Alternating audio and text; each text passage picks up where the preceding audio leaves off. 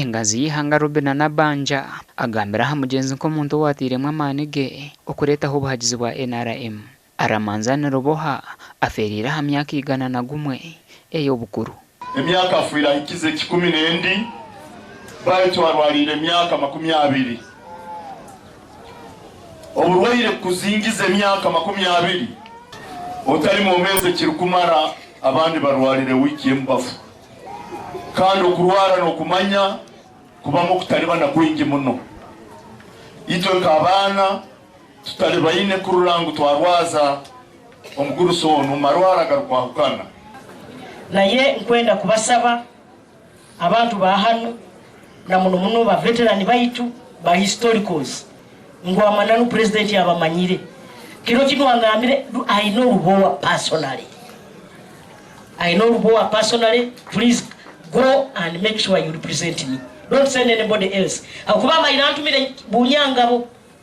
Yaga, can't you use a chopper? Where are you? Na nyemze imba inkiari ano akanyonyi ko babayire bakampani. Anoik mangu kagati. Ombaruhe yashomwa Francis Sewante abana bo mugenzi bagira ngo isherwa madana Rubowa omyaka ya 19 kakori hangeri chango kandi bashabire kuvugana president no kweba base kumushoborera enshonga zabo. Omuguru Ruboha akabomu habasayije kwatanga abo abatatinire government yariyeroho ya UPC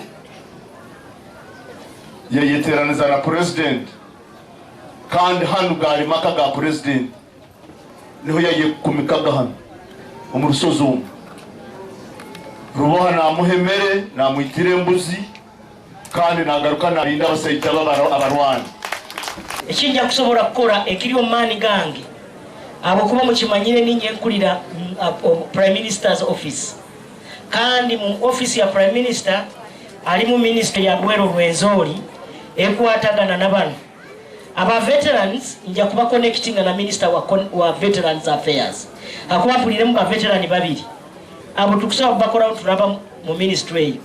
Honorable Judith Nabakoba minister w'ibyamataka no kutungura ebyanga asimire mirimo yakoze urwo mugenzi omurwanyi nsasira abenju eno era nensasira n'abantu ab'ekitundu tufiiriddwa omuntu abadde omumanyi omuntu mwena gwe mbadde mwebuuzaako naye Mungu bw'atyo bwe yasazeewo.